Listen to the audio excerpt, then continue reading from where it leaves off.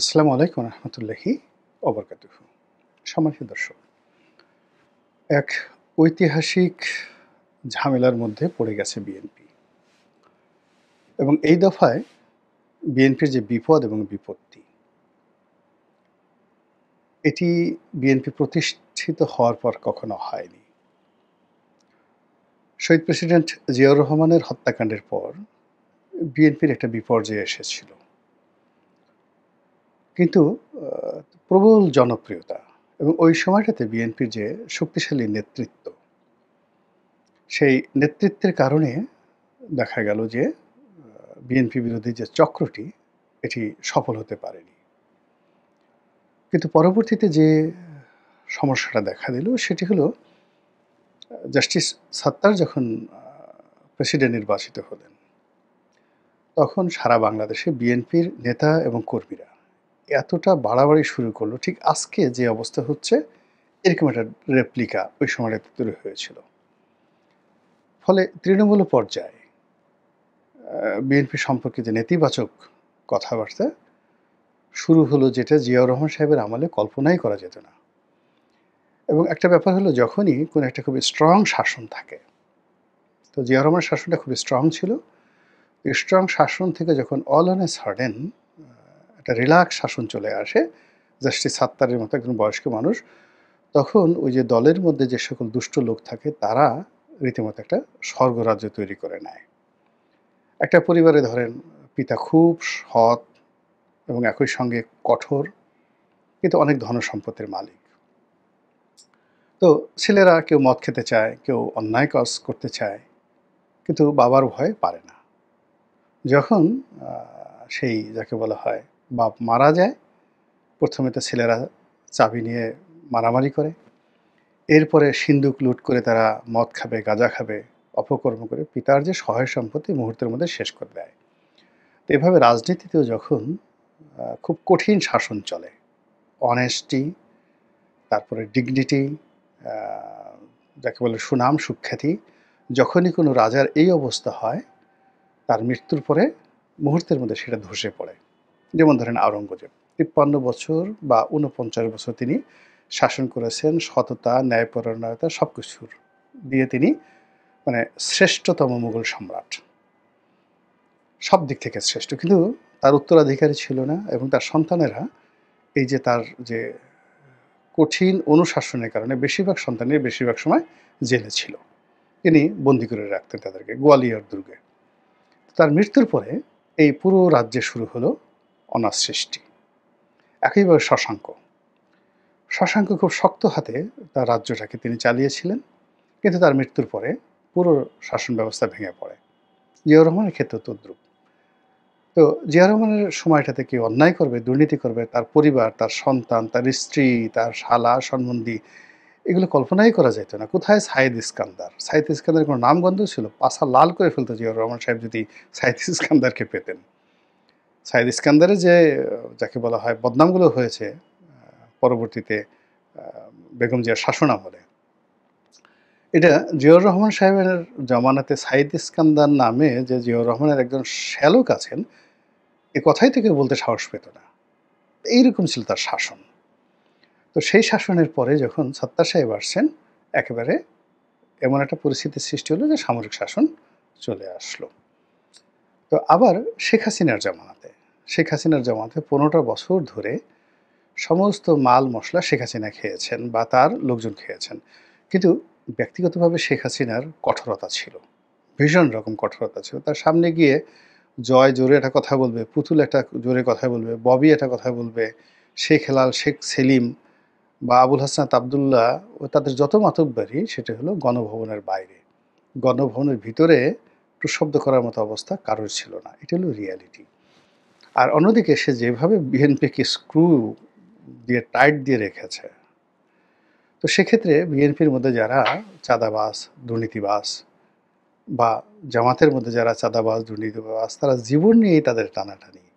কিসের দুর্নীতি, কিসের মদ খাওয়া, কিসের গাঁজা খাওয়া, কিসের চাঁদাবাজি করা, জান নিয়ে টানাটানি। শেখ হাসিনা সবার জীবন তামা তামা করে ছেড়ে দিয়েছেন। ফলে কি হলো, শেখ হাসিনার পতনের পরে এই লোকগুলো একেবারে সব রাস্তায় নেমে উইদিন 15 দিন, যে আল্লাহ রাব্বুল আলামিন তাদেরকে 15 বছর পরীক্ষার মধ্যে রেখেছেন, আল্লাহকে তারা 15টা দিন সময় দেয়নি। এর মধ্যেই তারা সব অপকর্ম করে আজকের এই অবস্থায় বিএনপিকে নিয়ে এসেছে। এখন বিএনপির যে সমস্যা সেটা হল ইমেজ সংকট। তার দলের মধ্যে ইমেজওয়ালা কোনো লোক নেই। একজন লোক বলা যাবে না, এর পা থেকে নখ পর্যন্ত অনেস্টি রয়েছে। ২ নম্বর হলো যে কমান্ড রয়েছে দলের উপর। এর কথায় সবাই ভয়ে থরথর করে কাঁপে। এরকম কমান্ডওয়ালা বিএনপির মধ্যে কোনো নেতা নেই। বরং বিএনপির এখন যে নেতারা আছেন তারা যদি বিএনপির বড় কোনো সমাবেশে যান, সেখানে যে ধাক্কাধাক্কি, মারামারি, কাটাকাটি হবে, এতে তারা লাঞ্ছিত হবেন, অপমানিত হবেন। এরকম অবস্থা হয়ে গেছে বিএনপির বড়, বড় নেতাদের ক্ষেত্রে। এই গেল একটা সমস্যা। ২ নম্বর হলো যে বিএনপি যেমন তারেক জিয়া আছেন, বেগম জিয়া আছেন, কিংবা আম আ জিয়াউর রহমান সাহেব ছিলেন। তাদের সবারই একটা মান, সম্মান, মর্যাদা সেই গত ১ মাস আগেও যেভাবে ছিল, এখন এটা রাজনীতির কূটচালে পড়ে তাদেরকে নিয়ে যে অশ্লীলতা শুরু হয়েছে, যে সকল অশ্রাব্য গালাগাল দেওয়া শুরু হচ্ছে, এবং শহীদ প্রেসিডেন্ট জিয়াউর রহমানের ছবিকে অপমান করা, তার ছবির উপরে সেই লাফালাফি করা, পা দিয়ে, জুতা দিয়ে পাড়ানো, এই জিনিসগুলো বাংলাদেশে আসলে অন্ততপক্ষে শহীদ প্রেসিডেন্ট জিয়াউর রহমানকে নিয়ে এটা কল্পনাই করা যায় না। এর কারণ হলো তার অনেস্টি, তার সততা, তার ফ্রেন্ডলি, মানে উনি একটা, মানে ইভেন বঙ্গবন্ধুর যে ব্যর্থতা সেটা হলো তার ২ টো পার্ট। একটা হলো তার নেতা হিসেবে তার যে শ্রেষ্ঠত্ব, এটা আলাদা, আর রাষ্ট্রনায়ক হিসেবে তার অনেক ব্যর্থতা রয়েছে। তো সেই ব্যর্থতার কারণে বঙ্গবন্ধুর জীবদ্দশায় তাকে নিয়ে কথাবার্তা হতো। কিন্তু জিয়াউর রহমানকে নিয়ে এই কথা কেউ কিন্তু বলতে পারবে না যে তিনি কখনো মদ্যপান করেছেন, দুর্নীতি করেছেন, দুর্নীতিকে প্রশ্রয় দিয়েছেন বা দেশের ক্ষতি করেছেন। আপাদমস্তক একজন যাকে বলা হয় স্বল্প আয়ু পাওয়া একজন মহান রাষ্ট্রনায়ক এবং শ্রেষ্ঠতর বাঙালি। সেই মানুষটিকে এখন রাজনৈতিক যারা বিএনপিকে ছোট করতে চায় তারা জিয়াউর রহমান সাহেবকে অপমান করছেন। তো এই যে একটা বিকৃত রুচি শুরু হয়েছে, এটা হানাহানি রাজনীতি, এবং যাকে বলা হয় বিএনপির যদি ন্যূনতম শক্তি থাকে, সামর্থ্য থাকে, বিএনপি এটা মেনে নেবে না। তারেক রহমান সাহেবকে গালাগাল দেওয়া হচ্ছে, বেগম জিয়াকে নিয়ে যদি কটূক্তি করা হয়, জিয়াউর রহমান সাহেবকে নিয়ে অপমান করা হচ্ছে, এটার প্রতিশোধ বিএনপি নেবেই, টুডে অর টুমরো। তাহলে কি হলো? তো বিএনপি প্রথমে গালাগালি করবে ওদের মতো করে, তারপরে যে সমস্ত লোকজন বিএনপির নেতাদেরকে অপমান করছে তাদের নেতাদেরকে বিএনপি গালাগাল করবে, বিএনপির নেতাকর্মীরা গালাগাল করবে, এবং আরও অশ্লীল ভাষায়। তারপরে একটা সময় মারামারি করবে। তো মারামারি যদি করা হয়, সেটা তো বিএনপির সাথে তারা পারবে না, কোনো রাজনৈতিক দলই পারবে না, একমাত্র আওয়ামী লীগ ছাড়া বিএনপির সাথে মারামারি করার মতো শক্তি কারোরই নাই। ফলে কি হচ্ছে দেখেন, একটা গৃহযুদ্ধের দিকে, অরাজকতার দিকে দেশটা ধাবিত হয়ে যাচ্ছে। তো এই যে অবস্থা, এই অবস্থায় এখন বিএনপি রাজনীতির ময়দানে একা, সম্পূর্ণ একা।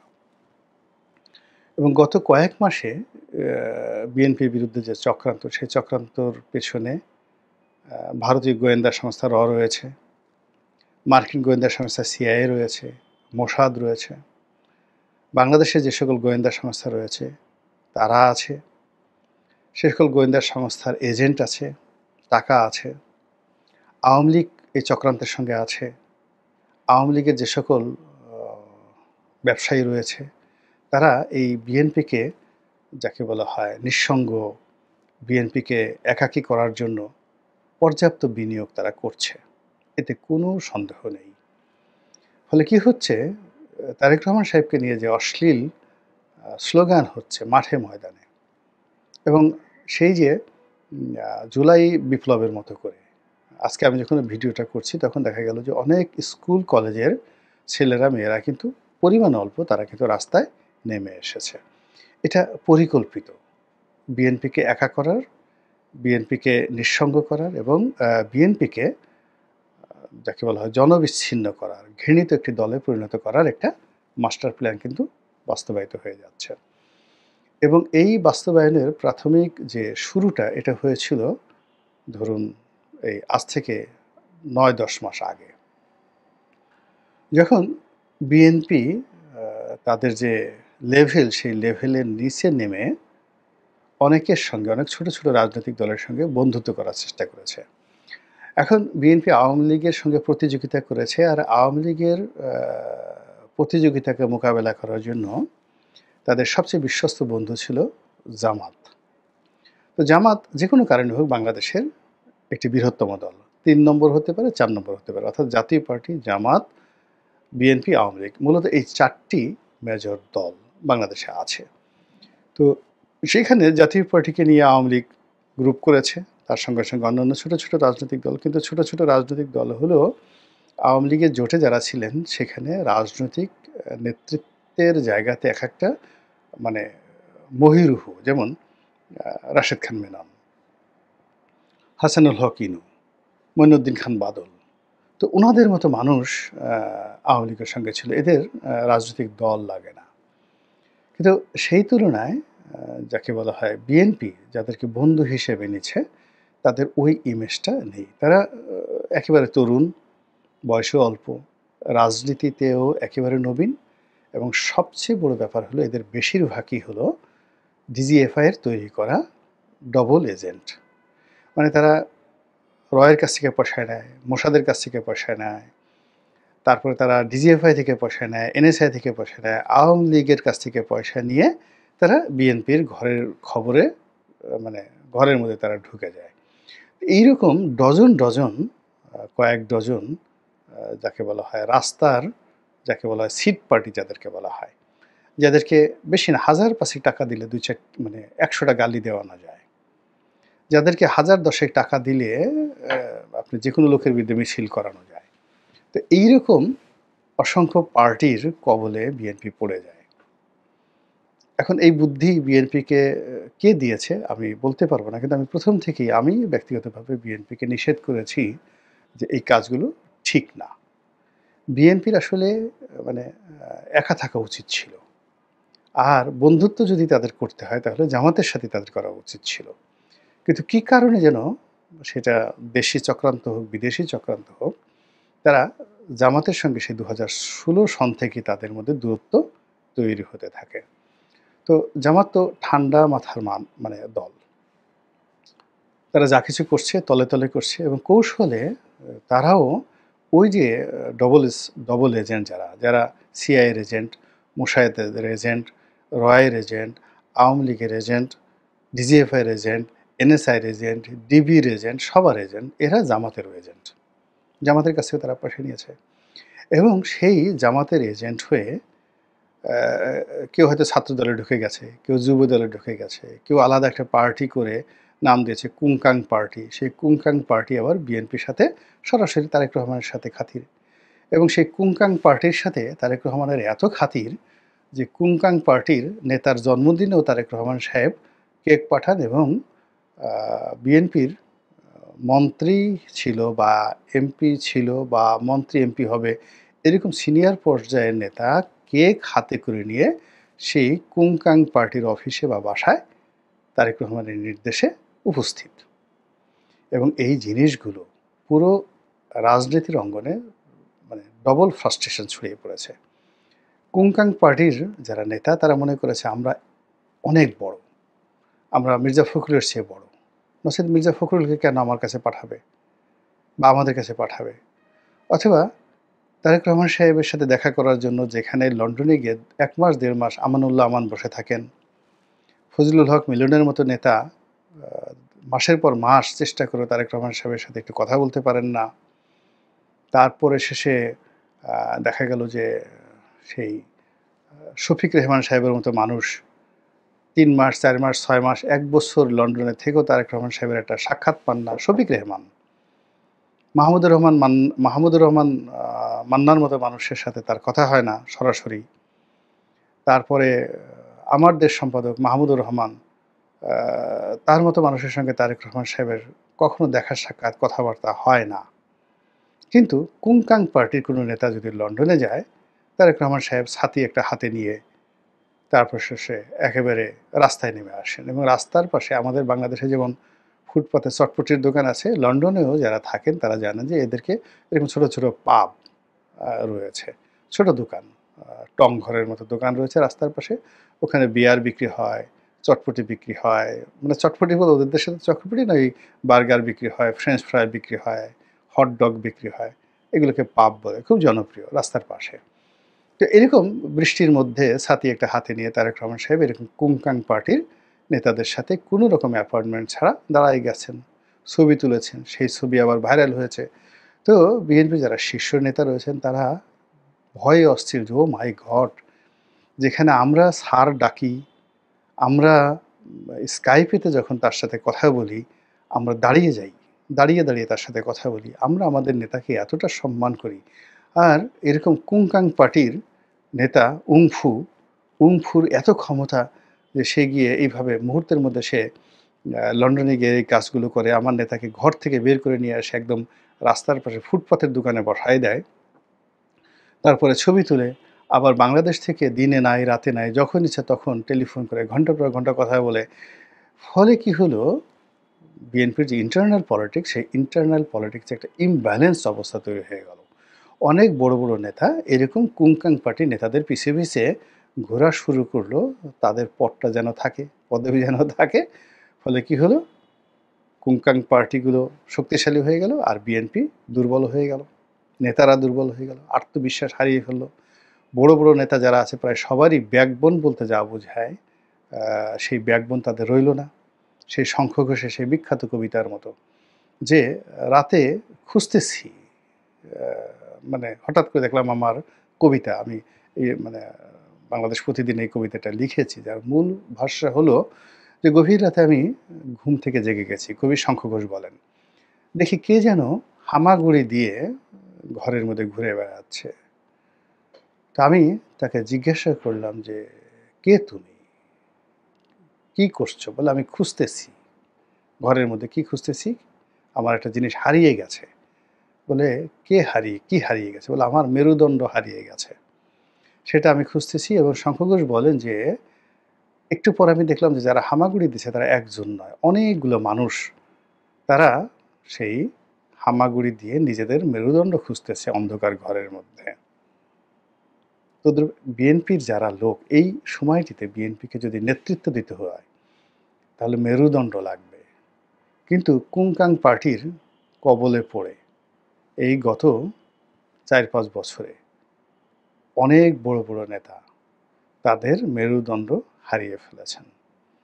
আর সেই মেরুদণ্ডহীন নেতারা এই যে ট্রাবল, এখন যে সমস্যা, এই সমস্যাগুলো মোকাবেলা করতে পারছেন না, ফলে বিএনপির সর্বনাশ হয়ে যাচ্ছে। বিএনপি যে এই মুহূর্তে সর্বনাশের মধ্যে পড়েছে, অমনি কুংকাং পার্টির যারা মানে প্রমোটার, যারা বিএনপির পেছনে তাদেরকে লেলিয়ে দিয়েছে, যাও বিএনপির দলে যাও, তারা সুতা তো তাদের হাতে, সুতা মোসাদের হাতে, সুতা রয়ের হাতে, তারা তো পুতুল, সুতা জামাতের হাতে, সুতা ডিজিএফআইয়ের হাতে, তারা টান দিয়েছে। আর এই সমস্ত ছোট ছোট কুংকাং পার্টি তারা চলে এসছে। চলে আসার পরে এখন বিএনপি দেখছে হায় আল্লাহ, এ কি হলো, এখন আমাদের কি হবে? এবং তারা এসে যখন বিভিন্ন কথাবার্তা বলছে বিএনপির বিরুদ্ধে, বিএনপির মাথায় বিনা মেঘে বজ্রপাত। এবং এর ফলে কি হলো, যেমন 10টা কুংকাং পার্টি আছে, 5টা চলে আসছে, 5টার বাইরে আরও বাকি 4-5টা যারা আছে তারাও খুব দ্রুত এখান থেকে চলে আসার চিন্তা ভাবনা করছে। ফলে বুঝতে পারছেন যে কি ডিজাস্টার বিএনপির উপরে আগামী দিনে আসতে যাচ্ছে। ছাত্রদল থেকে কে পদত্যাগ করলো, যুবদল থেকে কে পদত্যাগ করলো, মুখে খোঁচা খোঁচা দাড়ি দেখলেই মনে হয় শিবিরের লোক। এরা ছাত্রদলের মধ্যে ছিল, এরা যুবদলের মধ্যে ছিল, এরা সেই বিএনপির বড় বড় পদে ছিল বিভিন্ন জায়গাতে। অথচ দেখেন, আমি বিএনপির ইলেকশন করছি, এমপি ইলেকশন করেছি। তো আমি যেই সময় 2018 সনে ঢাকা কলেজের পেছনে আমার বাড়ি, সেই বাড়ি থেকে বের হয়ে বিএনপি অফিসে গিয়ে 2018 সনে শেখ হাসিনার জমানায় বিএনপির মনোনয়ন নিয়ে নির্বাচনী এলাকায় গিয়েছি। বিএনপির কোনো লোক এই কাজ করতে সাহস পেত না, সাস্টেইন করতে পারত না। কিন্তু বিএনপির একটা সাধারণ মেম্বারশিপও আমার নেই। মানে আমি বিএনপির একজন সাধারণ সমর্থক। আমার একটা প্রিলিমিনারি মেম্বারশিপও নেই। বিএনপির কোনো নেতার বা বিএনপির কেন্দ্রীয় কোনো নেতার একবার মনে হয়নি যে গোলাম মোল্লা রনির মতো একটা লোকের সদস্যপদ থাকা উচিত। কিন্তু তারা ঠিকই কুংকাং পার্টিকে নিয়ে এই কাজগুলো করেছে। আবার ধরেন ফজলুর রহমান সাহেবের মতো মানুষ, হাবিবুর রহমান হাবিবের মতো মানুষ, আওয়ামী লীগের কিংবদন্তি নেতা ছিলেন তারা। তাদেরকে সেখানে এনে এই প্রধান উপদেষ্টা মানে চেয়ারপারসন উপদেষ্টার উপর ইনঅ্যাক্টিভ একটা পদে বসায় রাখছে। অথচ তাদের সামনে কলম ধরা, মাইক ধরার মতো লোক বিএনপিতে একজনও নেই, সিঙ্গেল নেই। এখন বিএনপির সাইকোলজিক্যাল প্রবলেমটা কি? সাইকোলজিক্যাল প্রবলেম হলো ওরা ছাত্রলীগ থেকে এসছে, আওয়ামী লীগ থেকে এসছে, আমাদের প্রয়োজনে ইউজ করার জন্য, আওয়ামী লীগকে দমন করার জন্য, ছোট করার জন্য আমরা ওদেরকে এনেছি। এনে ওদেরকে আমরা বাক্সবন্দী করে রেখেছি ইউজ করার জন্য। আর যখন ইউজ হবে টয়লেট পেপারের মতো ছুঁড়ে ফেলে দেবো। এই যে মন মানসিকতা, এই মন মানসিকতার কারণে কিন্তু বিএনপির আজকের এই অবস্থা। অথচ বিএনপি কিন্তু তৈরি হয়েছে দ্য গ্রুপ অফ মাইগ্রেন্টস, যারা বিএনপি করেছে, যেমন আব্দুল সালাম তালুকদার, তারপরে শাহ মোয়াজ্জেম হোসেন, তারপরে আপনার ধরেন ডাক্তার একিউম বদরুদ্দোজা চৌধুরী, তারা কি কেউ কখনো বিএনপি করেছেন? মানে বিএনপির দলটা হলো জাস্ট লাইক আমেরিকার মতো, কানাডার মতো, যাদেরকে বলা হয় ল্যান্ড অফ মাইগ্রান্ট। আফ্রিকা থেকে আসছে বারাক ওবামা, রাষ্ট্রপতি। তো এইরকম। তো এখন বিএনপির যে স্বর্ণ সময়, বিএনপিকে দাঁড় করিয়েছে যারা আওয়ামী লীগ করেছে তারা। ফেরদৌস আহমেদ কুরেশি না হলে বিএনপি তৈরি হতো না। আব্দুল হামিদ চৌধুরী না হলে বিএনপি তৈরি হতো না। আওয়ামী লীগ করতেন। বঙ্গবন্ধুর ঘনিষ্ঠ বন্ধু আব্দুল হামিদ চৌধুরী।